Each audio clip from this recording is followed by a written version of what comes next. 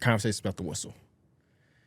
The refs, OKC, flopping, all of this stuff. How do we all, of course, with people at home, are all neutral. I guess Mike is not a neutral in this case, but the rest of us are all neutrals in this series. When you're watching, how do you feel about all of that? You definitely see that the Lakers aren't allowed to play as physical as OKC. I mean, OKC just plays like this in-your-face type style that I think they do it throughout the whole game to where, like, you can't call everything. So, like, they doing it from the tip. And unfortunately, they are just, like, the better team, too. So it's like, and then, like, I remember that one play where LeBron did get fouled. He fell on his hip and everything, and there was no call. Yeah. That was clearly a foul, but they just let it go through. So, like, I feel like on the flip side, if that happens to Shea, they're going to blow the whistle. They're going to call the whistle. Yeah. There's a few egregious ones that make you, like, the people that are complaining feel validated. Like, there's another one where Bron gets fouled, and they don't let it be a continuation when it's obviously a continuation play, and it would have been a three-point play, but instead it's a sideline out of bounds, and I don't think they scored in that possession. So it happens a good amount of time. I think this setting is probably the wrong one to have the conversation, because I think whether or not OKC has the best whistle in the world or the worst, it wouldn't matter in this series, but maybe that's why it's important. Up for next series or the series I think after you that. have to call it out every time, especially in these moments, because it shows it's not a complaint because to say that y'all winning because of it, but right is right and wrong is wrong. Exactly. And when it gets to the stage, and it can be an even discrepancy of talent, and it's a more balanced series, we want this to be put on notice so we don't feel like a series is swung because somebody has the inability to be as aggressive as their opponent. So I think this is actually the perfect time to call it out. Because I agree with you. I acknowledge that as well. We're like, don't get me wrong, I think OKC is going to handle their business. But yeah, as a neutral fan, they're allowed, that's 100%. Like, allowed a little bit more. if we already got the uphill battle, we don't want to have to fight the referee battle too. It's just something Austin Reeves had his own thing to us. So. That's the most I've ever seen Austin Reeves really talk. You know, and then y'all had a full kumbaya With the team refs meeting at- with the refs at center court at the end of the game.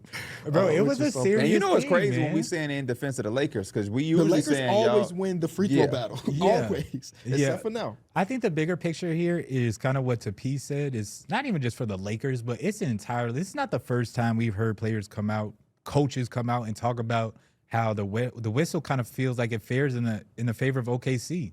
How you can't touch Shea, but every time that Caruso or Dort. Caruso has been fouling for a long time now, where he's like, I've heard him talk about how sometimes he's playing defense and it's like, you reach like this, ref don't call it, ref don't call it. You getting the foul, but the ref not calling it. It's so like hard to consistently play against that you do feel like, yeah, they are cheating a little bit, that they ain't getting these foul calls and stuff like that.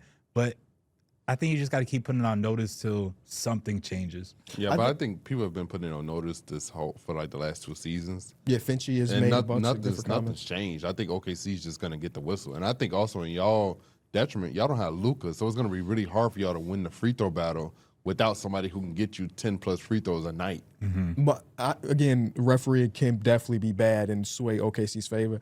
My least favorite part of the conversation is people saying that, like, it's biased in the sense that it's rigged for OKC, as if the NBA wouldn't want the biggest market in the league with the greatest player of all time to make it to the that would be conference such a finals. story to upset OKC. Yeah, with right. So like, Lakers, LeBron. if it is swinging one way, which I think we can all agree it is, favored towards OKC, it's not because some higher up is Adam Silver's like, yeah, we got to get the smallest market in the league back in the conference finals. Like, no, he'd rather watch LeBron be in that. I think it's just the style that OKC plays at, man. And they're not the only team that, I think JJ Redick said it, all good defensive teams have a couple guys that they damn near foul every possession. It's just how you're going to call it.